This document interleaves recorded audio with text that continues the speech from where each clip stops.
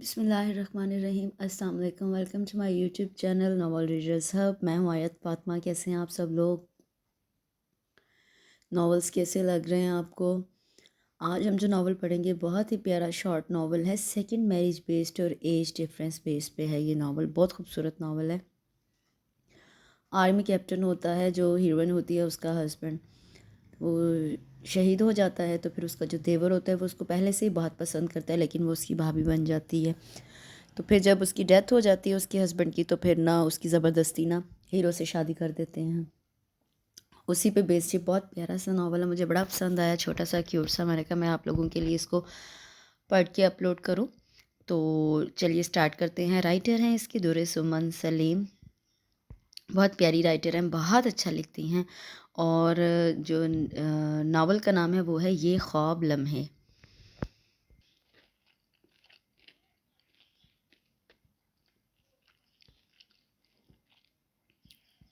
یہ جناب یہ خواب لمحے بائے درِ سمن سلیم، بہت خوبصورت۔ یہ دیکھیں جی ٹائٹل۔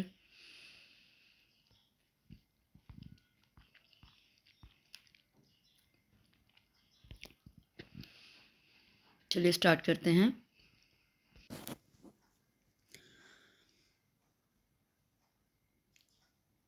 ایکسکیوز می میم، آپ نے یہاں ایک فضول سی لڑکی کو دیکھا ہے جو ہے تھوڑی موٹی سی اور قد میں ہے وہ چھوٹی سی، سر پہ سیاہ اسکارف لیتی ہے اور شانوں پہ 2.5 گز کا دوپٹہ پھیلا کر تو وہ عجیب ہی مخلوق دکھائی دیتی ہے۔ وہ ویٹنگ لاؤنج سے نکل رہی تھی کہ اپنے عقب سے مردانہ آواز سن کر اس کے تیزی سے اٹھتے قدم وہیں رک گئے۔ مسٹر، کہیں آپ اس ذہین فتین لڑکی کے وہی کزن تو نہیں جنہیں دیکھتے ہی پہلی نظر میں کسی دہشت گرد کا گمان ہوتا ہے؟ بڑی بڑی آنکھوں میں ڈھیر ساری حیرت سموئے اس لڑکی نے اپنا شولڈر بیگ دوسرے کندھے پر منتقل کرتے ہوئے مقابل شخص کو سر تا پاؤں دیکھا تو ایک لمحے کے لیے وہ گڑبڑا سا گیا۔ دیکھیے میم، آپ ایک نہایت ڈیشنگ اور اسمارٹ نوجوان کو دہشت گرد کا لقب دے کر سراسر زیادتی کر رہی ہیں۔ زیادتی کے بچے کہاں غائب تھے تم؟ پچھلے آدھے گھنٹے سے تمہیں ڈھونڈ رہی ہیں اور اب تھک ہار کے میں کسی ٹیکسی میں بیٹھنے والی تھی۔ حیا نے غصے پہ گھرا تو اس نے مسکراتے ہوئے سوٹ کیس اس کے ہاتھ سے لے لیا۔ سوری یار، ماما نے تو مجھے صبح ہی بتا دیا تھا، بس آفس سے نکلتے ہوئے تھوڑی دیر ہو گئی۔ 9/11 کے بعد ساری دنیا بدل گئی ہے، پر تم جیسے کاہل شخص میں ابھی تک کوئی تبدیلی نہیں آئی۔ حیا نے اس کے ساتھ پارکنگ کی طرف جاتے ہوئے اپنی رائے کا اظہار کیا تو رخ موڑ کر علی نے مصنوعی خفگی دکھائی۔ میم، تم کیا جانو اس کاہل شخص پہ کتنی لڑکیاں دل ہار چکی ہیں؟ حیا نے بمشکل مسکراہٹ چھپائی۔ یقیناً مجھے ان لڑکیوں کی ذہنی حالت پہ ہمیشہ ہی شبہ رہے گا۔ دیکھیے میم، اب اس سے زیادہ میں اپنی توہین برداشت نہیں کروں گا۔ علی نے گاڑی کا لاک کھولتے ہوئے اعلان کیا تو وہ بھی زیر لب مسکراتے ہوئے فرنٹ ڈور کی طرف بڑھ آئی۔ علی، ماما کیسی ہیں؟ پہلے سے زیادہ خوبصورت اور گریسفل ہو گئی ہیں، بالکل میری طرح۔ لگتا ہے تم نے کبھی غور سے آئینہ نہیں دیکھا۔ 1000 لڑکیاں آئیڈیل سمجھتی ہیں۔ گاڑی پارکنگ سے نکال کر وہ روڈ پہ لے آیا تھا۔ علی، سمجھنے سے کیا ہوتا ہے؟ لوگ تو وقت پڑنے پہ گدھے کو بھی باپ سمجھنے لگتے ہیں، وہ تو پھر بیچاری تمہیں اپنا آئیڈیل سمجھ رہی ہے۔ دیکھیے میم، آپ اس وقت اپنے دانتوں کی نمائش نہ کریں تو بہتر ہے، ورنہ علی ارتضیٰ یہ گاڑی کہیں دے مارے گا۔ اس نے ایک دم گاڑی کی سپیڈ بڑھا کر دھمکی دی تو حیا کی مسکراہٹ یکلخت غائب ہو گئی۔ وہ اس کی کمزوری سے بخوبی واقف تھا، سو اس کی زبان کو اسی صورت میں بریک لگایا جا سکتا تھا۔ وہ زندگی کے گلاب لمحے، تیری اداؤں کے جو امین تھے، تیری محبت سے دل نشین تھے، تیری مہک سے جو رنگین تھے۔ آج ایک مدت کے بعد اس نے وہاں قدم رکھا تھا جہاں فہد ارتضیٰ اسے اپنی ملکیت کا درجہ دے کر لایا تھا۔ وہ درجہ آج بھی اس کے پاس تھا، مگر دینے والا کہیں نہیں تھا۔ اس کے کمرے میں سجی ہوئی چیزوں نے اپنی جگہ نہیں کھوئی تھی۔ اس کے باوجود فہد کے کھو جانے کا احساس بہت قوی تھا۔ وہ بے اختیاری کی کیفیت میں اپنے آنسوؤں کی پرواہ کیے بغیر کمرے کی ہر اس چیز کو چھو رہی تھی جو فہد کے استعمال میں رہ چکی تھی۔ حیا، میں اکثر سوچتا ہوں یہ محبت کیسے ہو جاتی ہے، اچانک بغیر بتائے چپ چاپ۔ اس کی شانوں پہ فہد کی آواز نے اپنے ہاتھوں کا لمس جگایا تو وہ پلٹ کر دیکھنے لگی۔ جہاں فہد کی موجودگی کا وہم تھا وہاں اب صرف اس کے خیال کی پرچھائی تھی۔ کسی بھی خیال کے آغاز یا انجام سے بے خبر ہو کر اپنے احساس کو صرف دل کی آہٹوں کے ساتھ ایک ہی چہرے میں سوچنا محبت ہے۔ کبھی اکیلے میں یوں ہی سرگوشیوں سے ماضی کی گرہ کھل جایا کرتی ہے۔ اسے بھی یہ احساس تک نہیں تھا کہ کبھی اس کا اپنا ہی کہا ہوا جملہ فہد کی یاد بن کر اسے رلائے گا۔ مسز حیا فہد، اگر اپنے احساس کو دل کی آہٹوں کے ساتھ محسوس کرنا ہی محبت ہے تو یہ طے ہوا، مجھے تم سے محبت ہے۔ فہد کے لمس نے دھیرے سے اس کی کلائی میں سجے کنگن بجائے تو اس نے غیر محسوس انداز میں اپنی کلائیوں کو چھوا۔ اس کی کلائیاں تو خالی تھیں۔ تمہیں پتہ ہے جب میں اچانک لاہور آیا تھا اور عرصے بعد تمہیں دیکھ کر مجھے کیا محسوس ہوا تھا؟ اب اس کے لمس نے حیا کے جھمکے کو ہلایا تھا، جیسے کسی بنجر اور سوکھی دھرتی پہ یکدم بارش کی پھوار پڑے۔ توبہ ہے کیپٹن فہد، ارتضیٰ آپ تو پورے شاعر ہیں۔ فوج میں کس نے بھرتی کر لیا تھا آپ کو؟ وہ رو رہی تھی لیکن اس کی آواز ماضی کی ہنسی بن کر گونج رہی تھی۔ تو تمہارا کیا خیال ہے، آرمی والے جذبات سے عاری ہوتے ہیں؟ کیا وہ عام لوگوں کی طرح کچھ محسوس نہیں کر سکتے؟ اس کا لہجہ خفگی لیے ہوئے تھا۔ جناب، سنا تو یہی ہے۔ کیا سنا ہے تم نے آرمی والوں کے بارے میں؟ کچھ ہم بھی تو سنیں۔ یہی کہ ایک نارمل انسان سے جذبات چھین لیے جائیں تو وہ خود بخود فوجی بن جاتا ہے۔ ایک کیپٹن کی بیوی کی یہ رائے سن کر خاصا افسوس ہوا ہے مجھے۔ اس کی کشادہ پیشانی پہ بل اور روشن آنکھوں میں تحیر امڈ آیا۔ فہد، آپ تو سچ مچ خفا ہو گئے ہیں۔ بھائی میں نے تو بس یوں ہی کہہ دیا تھا۔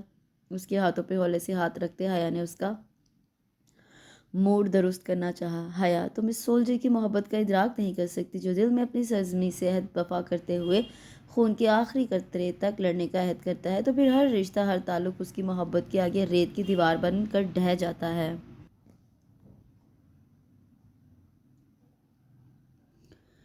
اس کے لفظوں نے حیا کو حقیقی طور پر شرمندہ کیا تھا۔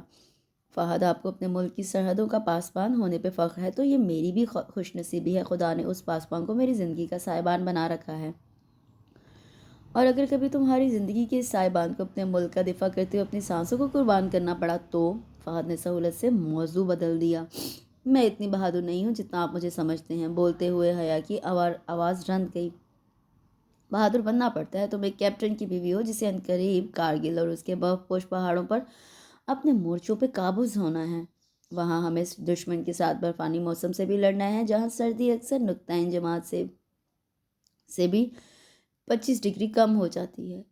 فہد، کل صبح آپ جا رہے ہیں، اس وقت کوئی اور بات نہیں کر سکتے کیا؟ اس کی آواز کی لرزش تو جیسے فہد پہ بے اثر ہو گئی تھی اور وہ کہہ رہا تھا، غازی بن کر لوٹا تو ہماری زندگی مثالی ہو جائے گی۔ اپنے ملک کا دفاع کرتے ہوئے شہادت نصیب ہوئی تو ہمیشہ کے لیے امر ہو جاؤں گا۔ حیا، دعا کرنا خدا میری موت کسی ہاسپٹل کے بستر پر نہ لکھے۔ میں شہادتوں کے سفر کا امین بننا چاہتا ہوں۔ عزم و استقلال کے عظیم پیکر اور پاک فوج کے بہادر مجاہد میجر عزیز بھٹی کی طرح بے مثال بہادری کا مظاہرہ کرتے ہوئے اپنے قوم کا سر فخر سے بلند کر دینا چاہتا ہوں۔ راشد منہاس کی طرح غیرت مند قوم کا فرزند بن کر دشمن کے ناپاک منصوبے خاک میں ملاتے ہوئے سچائی کو ہمیشہ کے لیے بلند کر دینا چاہتا ہوں۔ فہد، پلیز چپ ہو جائے، میں بہت بزدل ہوں۔ حیا نے اپنا ہاتھ اس کے لبوں پہ رکھ دیا۔ کل صبح اسے دراس سیکٹر کے لیے روانہ ہونا تھا اور وہ اس کے حوصلوں کو مزید آزما رہا تھا۔ خدا نے مومنوں سے ان کی جانیں اور مال خرید لیے ہیں اور اس کے عوض ان کے لیے جنت تیار کیا۔ خدا کی راہ میں جو لڑتے ہیں، قرآن میں ان کے لیے سچا وعدہ درج ہے، اور خدا سے زیادہ وعدہ پورا کرنے والا اور کون ہو سکتا ہے؟ پھر تم اتنا کیوں ڈرتی ہو؟ یہ جانتے ہوئے بھی کہ شہید کبھی مرا نہیں کرتے، بس ہم ان کی زندگی کا شعور نہیں رکھتے۔ بہت دھیمے لہجے میں بول رہا تھا، جیسے اپنی روانگی سے قبل ہی اپنی منزل کا تعین کر رہا۔ اس کے یخ ہوتے ہاتھ فہد کی گرم ہتھیلیوں میں کانپ رہے تھے۔ یوں ہی کھڑے اسے نہ جانے کتنی دیر ہو چکی تھی۔ اب وہ حقیقت کی آنکھوں سے اس کی یاد کے آنسو چونتی ہوئی بیڈ پر بیٹھ گئی۔ اس کے ہاتھ بیڈ کی سائڈ ٹیبل پہ سجی فریم شدہ تصویر کی جانب اٹھے تھے۔ یہ ان دونوں کی شادی کی تصویر تھی۔ فہد اس کے کندھے پہ ہاتھ رکھے مسکرا رہا تھا اور وہ جھکی ہوئی پلکوں اور دھیمی مسکان کے ساتھ مرون اور روسی لباس میں سجی کسی انوکھی خوشی کا روپ لگ رہی تھی۔ وہ ساکت نظروں سے بہت دیر تک اس تصویر کو دونوں ہاتھوں میں تھامے دیکھتی رہی۔ حیا، پتہ ہے جب میں اس تصویر کو غور سے دیکھتا ہوں تو مجھے اپنی زندگی کا یہ قیمتی لمحہ پھر سے ایک نئے احساس کے ساتھ اپنی گرفت میں لے لیتا ہے۔ ایک دن وہ اسی طرح انہماک سے اس تصویر کو دیکھ رہی تھی جب فہد نے آ کر اس کے کندھے پر اپنا بازو پھیلاتے ہوئے کہا، اور وہ اس کی سرگوشی پہ دیر تک مسکراتی رہی تھی، مگر آج وہ فہد کی سرگوشی پر مسکرانے کی بجائے رو رہی تھی۔ صبح گرم پانی سے شاور لینے کے بعد واش روم سے نکلی تو ماما چائے کی ٹرالی سے جائے اس کے منتظر تھی۔ بھاپ اڑاتی چائے کے سپ لیتے ہوئے وہ ماما کی موجودگی میں خود کو نارمل رکھنے کی بھرپور کوشش کر رہی تھی۔ بعض اوقات دل کی کیفیت چھپانے کے لیے ہمیں اپنے چاہنے والوں کی نظروں سے چھپنا پڑتا ہے، لیکن یہ کوشش دیکھنے والوں کو محسوس کرنے والوں کے سامنے کب کارگر ثابت ہوتی ہے۔ حیا میری جان، خود کو مت چھپاؤ۔ میں جانتی ہوں میری طرح رات تم بھی نہیں سو سکی ہو۔ نہیں ماما، میں تو بھرپور نیند لے کر اٹھی ہوں، چائے کی خالی پیالی رکھتے ہوئے ساتھ بیٹھی میجر ڈاکٹر مونا ارتضیٰ سے نظریں چرا گئی۔ ادھر دیکھو میری طرف، یہ چہرہ تو ایک آئینہ ہے جو کبھی جھوٹ نہیں بولتا۔ ماما نے اس کی ٹھوڑی تلے ہاتھ رکھ کے اس کے چہرے کا رخ اپنی جانب موڑا تو فوراً پلکیں جھکا گئی۔ ماما آپ کا خیال ہے میں بھلا رو سکتی ہوں؟ کتنا مشکل ہو جاتا ہے دوسروں سے اپنے آنسو چھپانا۔ حیا بیٹا، میں پہلے ایک شہید کی بیوی تھی اور اب ایک شہید بیٹے کی ماں ہوں، تمہارا دکھ سمجھ سکتی ہوں۔ ارتضیٰ کی شہادت پہ خواتین نے جب میرے ہاتھوں سے چوڑیاں اتار کر میرے سر پہ سفید دوپٹہ ڈالا تو فہد 4 سال کا تھا اور علی 1.5 مہینے کا۔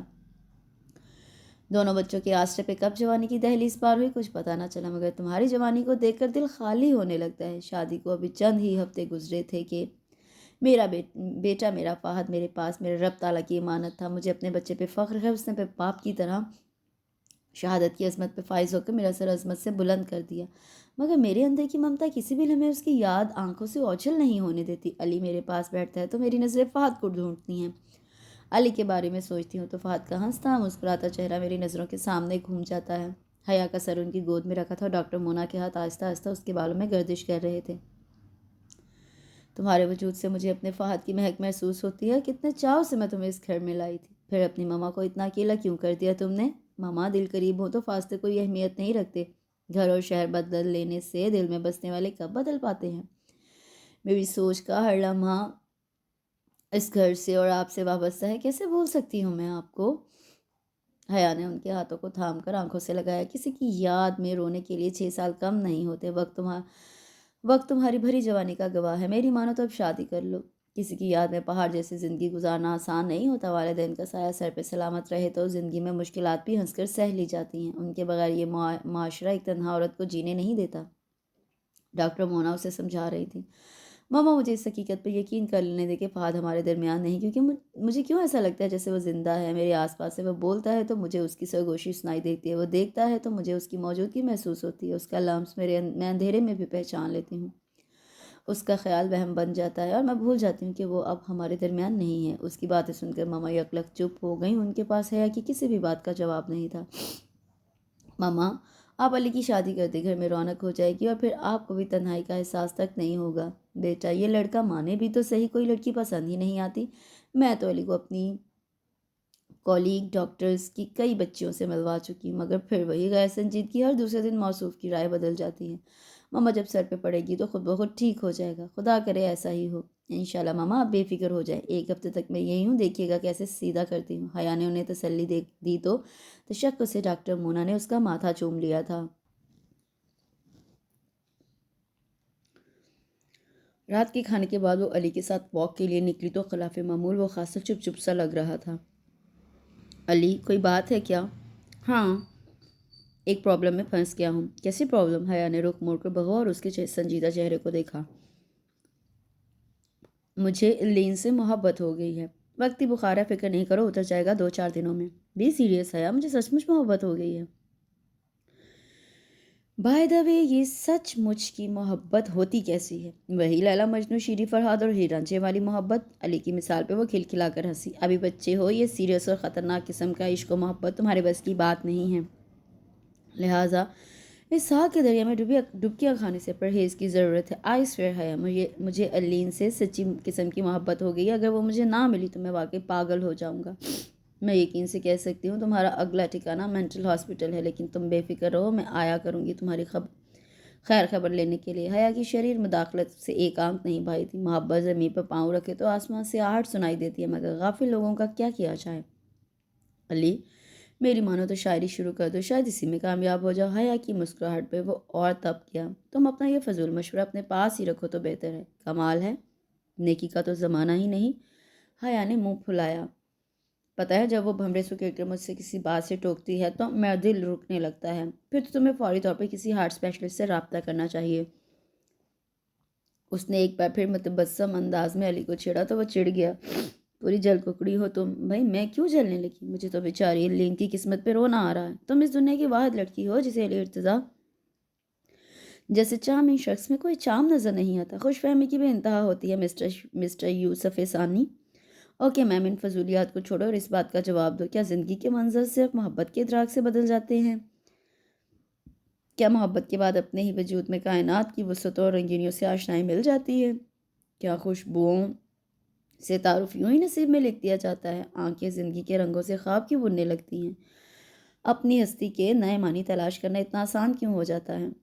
علی اس کے ساتھ چلتے ہوئے چپکے سے اپنے لفظوں کی خوشبو اس کے پلو سے باندھ رہا تھا۔ علی، مجھے نہیں معلوم محبت کے بارے میں تمہاری تھیوری کیا ہے؟ کچھ لوگ اچھا لگنے کو محبت کا نام دیتے ہیں، حالانکہ محبت اور پسند میں بڑا فرق ہوتا ہے۔ پسند کرنا کسی کی خوبیوں کو سراہنے کا نام ہے، اور محبت کا معاملہ دوسرا ہے۔ کسی کی خامیوں کو اپنی پرکھ میں تول کر انہیں قبول کر لینے کا نام ہی محبت ہے۔ اس لفظ کو پرکھنے میں وہ لذت محسوس نہیں ہوتی جتنی بولنے والا محسوس کرتا ہے۔ اپنا آپ چھوڑنا پڑتا ہے تب کہیں جا کر حاصل نصیب ہوتا ہے۔ حیا نے اپنے گرد گرم شال لپیٹ رکھی تھی۔ اسلام آباد کا موسم اسے کبھی راس نہیں آیا تھا۔ حیا، دعا کرو خدا لین ارسلان کو میرے نصیب میں لکھ دے، علی نے واسی پر پلٹتے ہوئے التجائیہ لہجے میں کہا۔ خلوص نیت سے مانگی ہوئی دعائیں کبھی رائے گاہ نہیں چاہتی۔ اگر تم نے واقعی الین کو سچے دل سے مانگا ہے تو وہ سننے والا ضرور سنے گا۔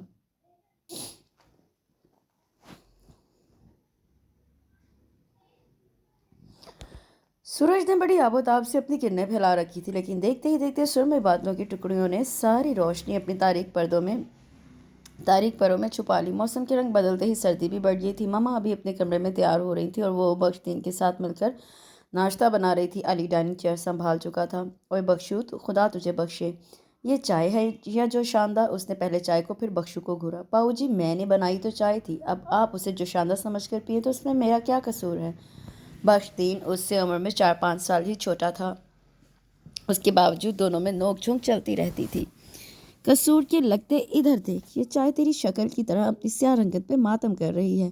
حیا بی بی، اب آپ دیکھ لیں، علی باؤ مجھے ڈائریکٹ نشانہ بنا رہے ہیں، ورنہ وڈی بی بی جی کے سامنے اپنے علی باؤ کے ایسے راز فاش کروں گا کہ لگ پتہ جائے۔ بخش دین نے گرم گرم سلائس سے بھری پلیٹ ڈائننگ ٹیبل پر رکھتے ہوئے اطلاع دی تھی۔ علی نے سلائس اٹھاتے ہوئے کڑے تیوروں سے دیکھا تو وہ خائف ہو کر حیا سے بولا، بی بی جی اب دیکھ لیں، میں بات صرف اپنی شرافت کی کر رہا ہوں اور علی باؤ مجھے دھمکی دے رہے ہیں۔ علی، یہ کیا تم بخشو کو ڈرا دھمکا کر خوفزدہ کر رہے ہو؟ جیسے میں تو تمہیں جانتی ہی نہیں ہوں۔ مما کو ہر دوسرے تیسرے مہینے یوں ہی تو گھر کا نمبر چینج نہیں کروانا پڑتا۔ یہ صبح ہی صبح کون سا دھواں دھار موضوع چھڑا ہوا ہے؟ ڈاکٹر مونا خاکی رنگ کی ساڑی میں ہمیشہ کی طرح بہت فریش اور باوقار لگ رہی تھی۔ حیا نے آگے بڑھ کر انہیں سلام کیا تو وہ مسکراتے ہوئے اسے پیار دے کر علی کے سامنے بیٹھ گئی۔ مما، دراصل علی آج کل ایک پرابلم میں پھنسا ہوا ہے۔ حیا اپنی مسکراہٹ چھپانے میں ناکام ہو رہی تھی۔ کیسی پرابلم؟ فلاسک کی طرف بڑھتا ہوا مما کا ہاتھ وہیں رک گیا۔ علی نے حیا کو کھا جانے والی نگاہوں سے گھورا۔ مما، وہ پرابلم ذرا ذاتی قسم کا معلوم ہوتا ہے، ویسے میں اپنی جانب سے سراغ لگا رہی ہوں۔ علی نے وہاں سے کھسکنے میں ہی عافیت سمجھی۔ علی، کیا میں پوچھ سکتی ہوں تم کس قسم کی ذاتی پرابلم میں پھنسے ہوئے ہو؟ کچھ نہیں مما، یہ حیا تو بس فضول میں بول رہی ہے۔ کیوں حیا، میں سچ کہہ رہا ہوں نا۔ اس نے التجائیہ نظروں سے حیا کو مخاطب کیا تو اس نے بھی علی کی تائید میں سر ہلایا۔ علی، تم کہاں جا رہے ہو؟ ناشتہ تو کر لو۔ میں کر چکا ہوں مما، آفس سے دیر ہو رہی۔ علی نے جھک کر ان سے پیار لیا۔ اوکے بیٹا، ٹیک کیئر، واپسی پہ کسی دوست کے ہاں مت رک جانا، حیا بیچاری بور ہو جائے گی۔ ڈاکٹر مونا نے اسے تنبیہ کی۔ مما، آپ نے تو اس میم کی فکر میں خود کو آدھا کر رکھا ہے۔ میں جالس ہو رہا ہوں، ویسے جل کر کباب ہونے سے کھل کر گلاب ہو جانا بہتر ہے۔ حیا نے ہنستی نگاہوں سے اسے چڑھایا تو وہ دیکھ لوں گا کا اشارہ کرتے ہوئے باہر نکل گیا۔ شام کو وہ گھر سے نکلا تو رات گئے تک نہ لوٹا۔ حیا اور ڈاکٹر مونا لاؤنج میں اس کا انتظار کر رہی تھی۔ حیا، تم دیکھ رہی ہو اسی طرح تنگ کرتا ہے یہ مجھے۔ مما، پریشان ہو کسی دوست کے ہاں رک گیا ہوگا۔ بیٹا سچ پوچھو تو مجھے اپنے بڑھاپے سے ڈر لگنے لگتا ہے، تنگ آ گئی ہوں میں اس گھر کی تنہائی سے۔ مما، آپ علی کے لیے کوئی اچھی سی لڑکی دیکھیں، پھر دیکھے گا آپ کی تنہائی اور علی کا نان سیریس رویہ خود ہی ٹھیک ہو جائے گا۔ ایک لڑکی ہے تو صحیح میری نظر میں، لیکن بیٹا تم پہلے علی سے پوچھو، اگر وہ کسی کو پسند کرتا ہے تو مجھے اس کی خوشی اپنی رضا سے زیادہ عزیز ہوگی۔ میں بات کروں گی علی سے، آپ فی الحال چل کر آرام کریں۔ تواتر سے ہونے والی بارش نے سردی کی شدت کو بڑھا دیا تھا۔ مما تو تھوڑی دیر کے بعد سو گئی تھی، مگر نیند اس کی آنکھوں سے کوسوں دور تھی۔ وہ خود بھی نہیں جانتی تھی فہد کے جاتے ہی اس شہر کے موسم حیا سے کیوں روٹھ گئے تھے۔ شرمسار سی ٹھنڈی ہوا چپکے سے گزر جاتی تھی۔ اسلام آباد شہر کا سناٹا رات کی تاریکی میں فہد کی یادوں کی خوشبو بن کر 400 پھیل کیوں جاتا تھا۔ بہت خاموشی تھی اس کے اندر بھی اور باہر بھی۔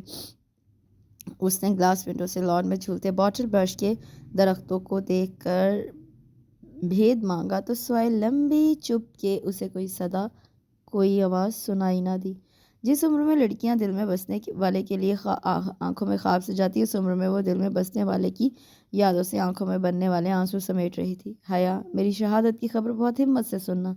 تمہیں مما کو حوصلہ دینا ہے، انہوں نے اپنی جوانی کو ہم پہ قربان کر کے اپنا وقار ہماری نظر میں بہت بلند کر دیا ہے۔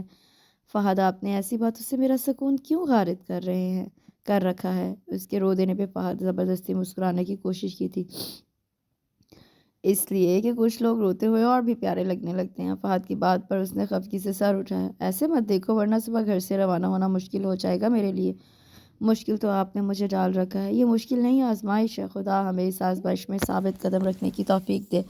حیا نے پلٹ کر نگاہیں بیڈ پہ جما دیں۔ ابھی چند لمحے پہلے وہ بیڈ پہ نیم دراز تھا مگر اب وہ جگہ خالی تھی۔ فہد، تم چپ چھپ کیوں جاتے ہو؟ کیوں امتحان لیتے ہو میرا؟ اس نے بھیگی پلکوں کو اپنی ہتھیلیوں سے صاف کرتے ہوئے شکوہ کیا۔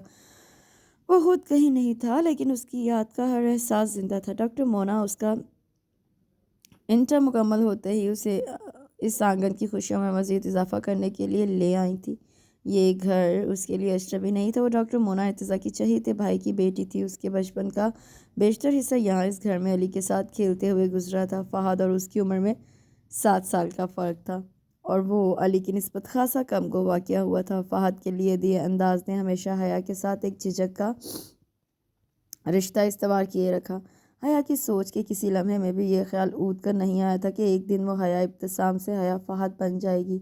محبت کسی احساس کا نام ہے، اسے کچھ علم نہیں۔ فہد کے والہانہ انداز اور اس سے فطری تعلق نے اسے ایک نئے جذبے سے روشنائی دی تھی اور شاید یہی جذبہ اس کے لیے ایک نیا احساس وا کر گیا تھا۔ ان کی شادی کو ابھی چند ہفتے گزرے تھے کہ فہد ان دنوں چھٹی پہ تھا۔ کفر کی یلغار پاک فوج کے مجاہدوں کی سرزمین پر قبضہ جمانے کے لیے کارگل پہ پیش قدمی کر رہی تھی۔ حیا کے ہاتھوں سے ابھی مہندی کا رنگ نہیں اترا تھا۔ اس کے جذبے ابھی محبت کے احساس سے واقف نہیں ہوئے تھے کہ فہد کی باقی چھٹیاں منسوخ ہو گئیں۔ دوسرے دن سے اپنی ڈیوٹی جوائن کرنا تھی، اسی لیے رات وہ اسے آنے والے حالات سے ذہنی طور پر باخبر کر رہا تھا۔ یہ پرواہ کیے بغیر وہ چڑیا جیسے دل کی مالک خود کس اذیت سے گزر رہی تھی۔ مجھے تو رات بستر پر جاتے ہی نیند نے آ لیا۔ یہ علی رات کب تک واپس آیا تھا؟ ماما، وہ تو تھوڑی دیر کے بعد ہی آ گیا تھا، بتا رہا تھا کسی فرینڈ کے یہاں دیر ہو گئی تھی۔ حیا نے آملیٹ بناتے ہوئے سرسری انداز میں جھوٹ بول دیا۔ حیا بٹیا، مجھے ہاسپٹل سے دیر ہو رہی ہے، میں چلتی ہوں۔ علی اٹھ جائے تو سکینہ سے کہہ کر اس کا بیڈ روم صاف کروا دینا۔ حیا انہیں پوچھ تک چھوڑنے آئی۔ ماما کے جانے کے بعد وہ بھی اندر چلی آئی۔ علی کے دروازے پر دستک دی تو جواب نہ ملا۔ اس نے ہینڈل گھما کر دروازہ کھولا تو واش روم میں تھا۔ کمرے کی حالت بدتر ہو رہی تھی۔ ایک کونے میں ڈھیروں گفٹس اور کارڈز دیکھ کر اس کی حیرت میں بے پناہ اضافہ ہو گیا تھا۔ یہ گفٹس میں سال کے ہر خاص موقع پر ایلین کے لیے خرید کر رکھ دیتا ہوں۔ یہ اور بات ہے کہ میں یہ کارڈز اور گفٹس اسے کبھی دے نہیں پایا۔ علی ٹاول سے ہاتھ منہ خشک کرتے اس کی عقب میں آ کھڑا ہوا۔ تم جیسے کاہل شخص نے عشق کیسے کر لیا؟ تم نے بھی تو فہد لالا کی یاد میں یوں ہی 6 سال گزار دیے ہیں۔ علی، مجھے کبھی یہ محسوس نہیں ہوا فہد ہمارے درمیان نہیں ہے۔ کسی کی یاد میں رونے سے بہتر ہے کسی کی ہنسی میں شامل ہو جاؤ۔ یہ زندگی اتنی بری نہیں ہے۔ علی، میں اس وقت اپنی نہیں تمہاری بات کر رہی ہوں۔ کہاں تھے رات تم؟ رات عفان کے ہاں دیر ہو گئی تھی۔ یقیناً عفان نے لپسٹک بھی لگا رکھی ہوگی۔ حیا نے اس کی شرٹ کے کندھے پر لپسٹک کے نشان کو غور سے دیکھا تو وہ گھبرا کر رخ موڑ گیا۔ کب سے جا رہے ہو ریڈ لائٹ ایریا؟ حیا کو اپنی ہی آواز پہ حیرت ہو رہی تھی۔ جب سے مجھے ایلین کی محبت ہر اس چہرے میں دکھائی دے رہی ہے جسے اب میں خرید سکتا ہوں۔ علی، تم پہلے تو ایسے نہیں تھے۔ اس نے علی کا بازو تھام کر اس کا رخ اپنی جانب موڑ لیا۔ ہونے اور نہ ہونے میں صرف ایک لمحہ ہی تو ہوتا ہے۔ علی نے نظریں جھکائے سچ کو تسلیم کیا تو وہ کتنے ہی لمحے متحیر سے اسے دیکھتی رہی۔ ماما کو پتہ چلا تو جانتے ہو انہیں کتنا دکھ ہوگا۔ کسی کو میرے دکھ کی پرواہ ہے؟ تمہاری ایلین اب کیا چاہتی ہے؟ پاگل تو تم ہو چکے ہو۔ آئی ڈونٹ نو کہ وہ کیا چاہتی ہے۔ علی، جا کر ایک انگوٹھی خریدو اور پہنچا دو اسے ماما کو، میں سنبھال لوں گی۔ ایلین سے کچھ توقع نہیں وہ میری اس حرکت پہ مجھے ایک تھپڑ ہی نہ کھینچ مارے۔ یہ تمہاری ایلین خود کو سمجھتی کیا ہے؟ شی از اونلی ون۔ تو کب ملوا رہے ہو اس سے؟ کہو تو ابھی ملوا دوں۔ علی نے شرارت سے اسے دیکھا تو وہ تب گئی۔ علی، تمہارا قتل ہو جائے گا میرے ہاتھوں۔ ان ہاتھوں سے ہمیں اپنے 100 قتل بھی منظور ہیں۔ علی نے آئینے میں بال سنوارے۔ قسم سے مجھے تمہاری ایلین سے خاصی چڑ ہو چکی ہے۔ دیکھیے میم، آپ پھر سے توپ کا رخ بدل رہی ہیں۔ حالت دیکھو ذرا، بیڈ روم کی بیوی آ گئی تو ماما بددعائیں لیا کریں گی مفت میں۔ تو ڈیئر کزن، اسے لا کون رہا ہے؟ تو کیا اسی طرح جھک مارتے رہو گے؟ یا کیا ضرورت ہے اس شادی جیسی ٹینشن کو خود پہ سوار کرنے کی؟ علی ماما کتنی تنہا ہو گئی ہیں، کبھی سوچا ہے تم نے؟ تنہا تو تم بھی ہو علی، ہم بعض اوقات اپنی ساری زندگی چند لمحوں میں جی لیتے ہیں، شاید میں بھی اپنے حصے کی زندگی جی چکی ہوں۔ حیا نے بیڈ شیٹ چھاڑ کر پھر سے پھیلاتے ہوئے جواب دیا تو وہ اسے بغور دیکھتا ہوا قریب چلا آیا۔ حیا، فرض کرو کوئی شخص تمہارے پاس آ کے یہ کہے کہ اسے تم سے طوفانی قسم کی محبت ہو گئی ہے تو موصوف کی تھپڑوں سے شکل بگاڑ دوں گی۔ علی نے اس کے جواب پہ جھرجھری لی۔ تو آج یہ طے ہوا کہ مجھے لین ارسلان سے اظہار محبت کرنے کی بجائے مما کی رضامندی سے شادی کر لینی چاہیے۔ میں کچھ سمجھی نہیں۔ حیا نے تکیہ درست کرتے ہوئے سر اٹھایا۔ وہ بھی تو تمہاری طرح ہے، پتھر دل۔ تو جناب کیا ضرورت تھی ایک پتھر سے سر پھوڑنے کی؟ ہاں، یہ لفظ ضرورت بھی بڑا عجیب لفظ ہے، پل بھر میں بے بس کر دیتا ہے۔ وہ تو میں تمہاری حالت دیکھ کر اندازہ لگا سکتی ہوں۔ بندے خدا کے، یہ محبت وغیرہ فارغ لوگوں کا کام ہے۔ میری مانو تو چھوڑو ہی لین کے چکر کو، مما بتا رہی تھی انہوں نے تمہارے لیے کوئی لڑکی دیکھ رکھی ہے۔ حیا، تمہیں معلوم ہے وہ لڑکی کون ہے؟ مما نے یہ کب بتایا ہے مجھے؟ کیا تم بھی یہی چاہتی ہو میں مما کی پسند سے شادی کر لوں؟ علی نے چڑھتی سی نگاہ میں اس کے روپ کا جائزہ لیا۔ بڑوں کے فیصلے کبھی غلط نہیں ہوتے، تو کہہ دو مما سے مجھے ان کی ہر خوشی منظور ہے۔ اسلام آباد میں ایک ہفتہ گزارنے کے بعد ڈاکٹر مونا ارتضیٰ اسے خود لاہور چھوڑنے آئی تھی۔ حیا کی ایم فل کی کلاسز شروع ہو رہی تھیں، یہی وجہ تھی اب باقاعدگی سے یونیورسٹی جا رہی تھی۔ جانتی ہو مونا تمہیں یہاں خود کیوں چھوڑ گئی ہے؟ بابا ناشتے کی میز پر اس سے پوچھ رہے تھے جب وہ اجلت میں سلائس پہ چیز لگا رہی تھی۔ ظاہر ہے بابا، انہیں آپ سے اور مما جانی سے ملے ہوئے عرصہ بھی تو کتنا ہو گیا۔ اس وجہ کے ساتھ ایک اور وجہ بھی تھی، جانتی ہو وہ تمہارے لیے علی کا پرپوزل لے کر آئی ہیں۔ مما جانی کا انکشاف سن کر نوالا اس کے حلق میں پھنس گیا۔ مگر یہ سب کیسے ہو سکتا ہے؟ کیوں نہیں ہو سکتا بیٹا؟ علی ماشاءاللہ پڑھا لکھا باشعور نوجوان ہے، سب سے بڑھ کر اپنا خون ہے، تمہیں خوش رکھے گا، اور پھر ہم کب تک تمہارے لیے رشتے ٹھکراتے رہیں گے؟ بابا نرمی سے اسے سمجھا رہے تھے اور وہ غائب دماغی سے ان کی شکل تکے جا رہی تھی۔ بابا آپ اچھی طرح جانتے ہیں علی سے صرف میری دوستی ہے، وہ فہد کا بھائی ہے، میں شاید اسے وہ مقام کبھی نہ دے پاؤں گی۔ حیا بچے، وہ یہ سب سمجھتا ہے، سمیٹ لے گا تمہیں۔ راحت بیگم بھی شوہر کی تائید کر رہی تھی۔ مما جانتی ہیں آپ، میں اس گھر میں فہد کے ساتھ گزارا ہوا وقت کبھی بھول نہیں پائی۔ میری جان، میں سمجھتی ہوں عورت کی زندگی میں آنے والا پہلا مرد کبھی اپنی جگہ نہیں کھویا کرتا، لیکن ہمارے بڑھاپے کو دیکھو، آج ہیں کل کو ہمارے بعد کیا کرو گی؟ اس معاشرے میں عورت کا تنہا زندگی گزارنا آسان نہیں ہے۔ مما میں کچھ نہیں چاہتی آپ میری طرف سے انکار سمجھے۔ حیا، ہمیں تمہارے انکار سے کوئی سروکار نہیں ہے، میں مونا کو ہاں کر چکا ہوں۔ ابتسام رضا کا رویہ کبھی اتنا سخت نہیں ہوا تھا، دفعتاً اس کا جی چاہا وہ ٹیبل پر رکھی ہر چیز الٹ دے۔ بابا آپ میرے ساتھ زیادتی کر رہے ہیں۔ زیادتی تو تم خود اپنے ساتھ کر رہی ہو۔ میرا بڑھاپا کب تک تمہاری جوانی کی حفاظت کر سکتا ہے؟ میں فہد کو دھوکہ نہیں دے سکتی۔ وہ دونوں ہاتھوں میں چہرہ چھپائے رو پڑی۔ حیا بچے، میں جانتا ہوں تم ایک ایسے شہید کی بیوہ ہو جس نے اپنے خون سے وطن کی کھیتی کو سیراب کیا۔ بابا پھر آپ ایسا کیوں چاہتے ہیں؟ کیوں مجھے مجبور کر رہے ہیں؟ بیٹا ہم تمہیں خوش دیکھنا چاہتے ہیں، تمہارے چہرے پہ وہی مسکراہٹ دیکھنا چاہتے ہیں جس کی خواہش ہر والدین کے دل میں اپنی اولاد کے لیے جنم لیتی ہے۔ میرے بچے، مجھے کامل یقین ہے علی تمہیں بہت خوش رکھے گا۔ ابتسام رضا نے اس کے سر پہ شفقت بھرا ہاتھ رکھ کر تسلی دی۔ تمہارے بابا ٹھیک کہہ رہے ہیں بیٹا، تم علی کے ساتھ بہت جلد ایڈجسٹ کر لو گی۔ مما جانی اس کے چہرے سے ہاتھ اٹھاتے ہوئے بولی تو وہ تیزی سے ان کے ہاتھ جھٹک کر اٹھ گئی۔ اگر آپ دونوں کو میری کوئی پرواہ نہیں ہے تو میری طرف سے ہاں سمجھ لیجیے گا۔ ابتسام دیکھ رہے ہیں یہ لڑکی کیسے بچوں کی طرح بیہیو کر رہی ہے؟ اس کے واک آؤٹ کر جانے کے بعد راحت بیگم نے تفکر سے شوہر کو مخاطب کیا۔ وقتی غصہ ہے، سب ٹھیک ہو جائے گا، ہم اس کے بہتر فیوچر کے لیے ہی تو سوچ رہے ہیں۔ میں آج ہی مونا سے بات کرتا ہوں، وہ نکاح کی تیاری کریں، نیک کام میں دیر نہیں ہونی چاہیے۔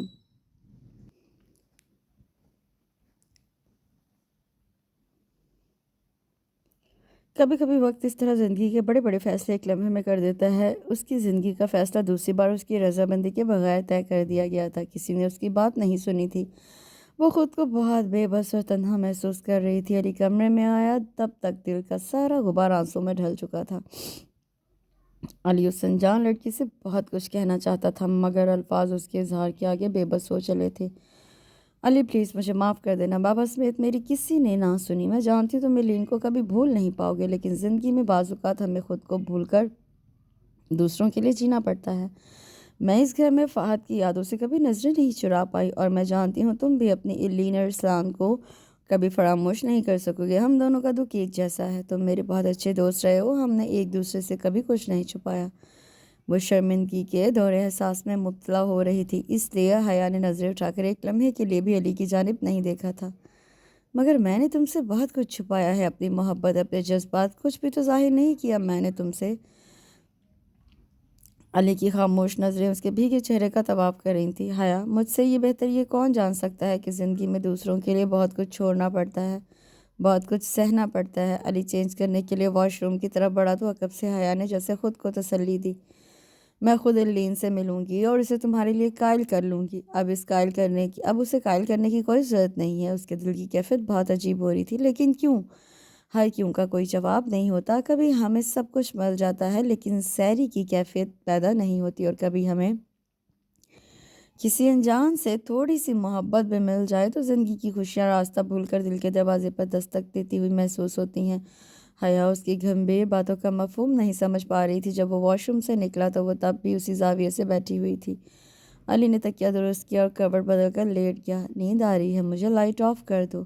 علی، آئی سویئر اگر بابا نے مجھے مجبور نہ کر دیا ہوتا تو میں… پلیز حیا، آپ سو جاؤ اور مجھے بھی سونے دو۔ اب کہ وہ بلند آواز میں بولا تو وہ مزید پریشان ہو گئی۔ علی، کیا بہت خفا ہو مجھ سے؟ حیا نے اس کی آنکھوں سے بازو اٹھایا تو علی سے نظریں چرانا مشکل ہو گیا۔ میں ہوتا کون ہوں تم سے خفا ہونے والا؟ سارے حق تو تم فہد لالا کو سونپ چکی ہو۔ اس نے لب بھینچ کر اپنے اندر اٹھنے والی غصے کی لہر کو دبایا۔ علی، تم کچھ کہتے کیوں نہیں ہو؟ وہ اس کی مسلسل خاموشی سے تنگ آ گئی۔ کیا کہوں میں تم سے؟ وہ سیدھا ہو کر بیٹھ گیا۔ مجھے ڈانٹو اور برا بھلا کہو، میں نے تمہاری لین کو تم سے دور کر دیا ہے۔ لین میرے قریب رہ کر بھی شاید کبھی میرے قریب نہیں رہی، بالکل اسی طرح جیسے تم میری بن کر بھی میری نہیں ہو۔ وہ پھر سے کور بدل کر سو گیا تھا اور حیا نے وہ رات صوفے پر بیٹھ کر روتے ہوئے گزاری۔ کمرہ بدل گیا تھا، گھر تو وہی تھا۔ فہد کے ساتھ گزرے ایام پھر سے یاد آ رہے تھے۔ دوسروں کی آنکھوں میں دھول جھونک کر زندگی سے نظریں چرانا آسان نہیں ہوتا، مگر وہ دونوں مما کے سامنے خود کو نارمل اور خوش رکھنے کے بعد ایک دوسرے کے لیے ایک حقیقی مسکراہٹ بھی بچا نہیں پاتے تھے۔ وہ علی کو دیکھتی تھی تو فہد اس کے سامنے آ جایا کرتا تھا۔ وہ اس کے عکس سے باتیں کرتی تو علی کا شکوہ کرتا چہرہ نظروں میں گھوم جایا کرتا۔ اب بھی وہ مما کے ساتھ بیٹھی اپنی ہر اٹھتی نگاہ میں علی کی بجائے فہد ارتضیٰ کو تلاش کر رہی تھی۔ مما نے توجہ مبذول کی۔ حیا، کیا بات ہے بیٹا، تم کھانا نہیں کھا رہی ہو؟ نہیں مما، کھا تو رہی ہوں۔ اس نے پھر سے دھیان ہٹا لیا۔ علی اسے بار بار کنکھیوں سے دیکھ رہا تھا۔ وہ غائب دماغی سے چمچہ پلیٹ میں ہلاتے ہوئے بریانی کا ایک آدھ نوالا کھا رہی تھی۔ علی، تم کھانے کے بعد حیا کو کہیں گھمانے لے جاؤ، سارا دن گھر میں بور ہو کر رہ جاتی ہے۔ مما نے نیپکن سے منہ صاف کرتے ہوئے علی کو مخاطب کیا تو وہ اس بات میں سر ہلا گیا۔ رہنے دے مما، اتنی ٹھنڈ ہو رہی ہے، پھر اسلام آباد کی سردی تو ہڈیوں میں گھس جاتی ہے۔ وہ علی کے اسپاٹ چہرے کو دیکھ کر ہولے سے منمنائی۔ تو بیٹا، جو لوگ شام کو کہیں گھومنے پھرنے کے لیے نکلتے ہیں کیا وہ پاگل ہوتے ہیں؟ مما کے استفسار نے شرمندگی کا احساس دو چند کر دیا تھا۔ اٹھو شاباش، کوئی اچھے سے کپڑے نکال کر پہنو۔ مما نے نرمی سے اس کے بال سنوارے تو وہ چیئر دھکیل کر اٹھ گئی۔ علی، تم دونوں ایک دوسرے سے خفا ہو کیا؟ اس کے جانے کے بعد مما نے علی سے پوچھا۔ نہیں مما، آپ سے کس نے کہا؟ کہنے یا بتانے کی ضرورت نہیں ہوتی۔ کیا حیا کا اترا ہوا چہرہ مجھے نظر نہیں آتا؟ علی، ماں کی نظریں کبھی دھوکہ نہیں کھا سکتی۔ مما، آپ کو خامخواہ وہم ہو گیا ہے، شاید اب میری نظر کمزور ہو گئی ہے۔ مما کے لہجے میں چھپا طنز اسے بہت کچھ باور کروا گیا تھا، اسی لیے اب اسے رہ کر حیا پر غصہ آ رہا تھا، جس کا اظہار وہ کمرے میں آ کر آئینے کے سامنے کھڑی حیا سے کر رہا تھا۔ کیا کہا ہے تم نے مما سے کہ میں نے تم پہ ظلم کے پہاڑ توڑ رکھے ہیں؟ میں نے مما سے ایسا کچھ نہیں کہا۔ تو پھر کیسے پتہ چلا انہیں تم میرے ساتھ خوش نہیں ہو؟ مسٹر علی ارتضیٰ، خوش تو تم بھی میرے ساتھ نہیں ہو، پھر سارا الزام میرے ہی سر کیوں؟ خوشی کسے کہتے ہیں تمہیں کیا معلوم؟ تم نے پہلی ہی رات مجھ سے اس لفظ کا مفہوم چھین لیا تھا۔ علی کو اس نے کبھی اتنے غصے میں نہیں دیکھا۔ مجھے کچھ سمجھ میں نہیں آ رہا، تم کیا کہہ رہے ہو؟ تم سمجھ بھی کیسے سکتی ہو؟ 6 سال تک ایک مردہ شخص کی یاد میں رونے والی 6 گھنٹے تک میری خوشی کے لیے مسکرا سکتی ہو؟ بولو، جواب دو۔ علی نے اسے شانوں سے تھام کر جھنجھوڑا تو وہ مارے خوف کے خود کو اس کے گرفت سے چھڑا کر پیچھے ہٹ گئی۔ میرے خوابوں میں بسنے والی ایلین کوئی اور نہیں، تم تھیں، مگر کسی نے مجھ سے نہ پوچھا، اور مما تمہیں فہد لالا کی رضامندی سے اس گھر میں لے آئیں۔ کیا گزری تھی میرے دل پہ یہ کوئی نہیں جانتا۔ مما اور لالا بہت خوش تھے، لیکن میری خوشیاں کہیں کھو گئی تھیں، اس لیے میں انگلینڈ چلا گیا تھا۔ لالا نے مجھ سے میرا سب کچھ چھین لیا تھا۔ مجھے کبھی ان سے نفرت نہیں تھی، پر ان دنوں میں نے ان سے نفرت محسوس کی تھی۔ مجھے نہیں معلوم تھا خدا انہیں شہادت کے رتبے پر فائز کر کے میرا سر ہمیشہ کے لیے جھکا دے گا۔ ان کی شہادت کے بعد مما بہت اکیلی ہو گئی تھی، ان کے اصرار پر میں واپس چلا آیا۔ اب مجھے اپنی منزل بہت آسان لگ رہی تھی، مگر تم نے میری ساری امیدوں کے چراغ بجھا دیے۔ تمہیں فہد لالا کی یادوں سے دل بہلاتے ہوئے دیکھ کر میرا دل خالی ہونے لگتا تھا۔ میں نے تھک ہار کر اپنی محبت کا فرضی نام ایلین رکھ لیا۔ میں جو کچھ تم سے کہنا چاہتا تھا وہ میں تمہیں ایک فرضی نام سے بتانے لگا۔ اسی طرح میرے دل کا بوجھ تھوڑی دیر کے لیے کم ہو جایا کرتا تھا۔ ماما نے جب تمہیں دوبارہ اس گھر میں لانے کی خواہش کا اظہار کیا تو میرے اندر پھوٹنے والی سرشاری کی کیفیت بہت انوکھی تھی۔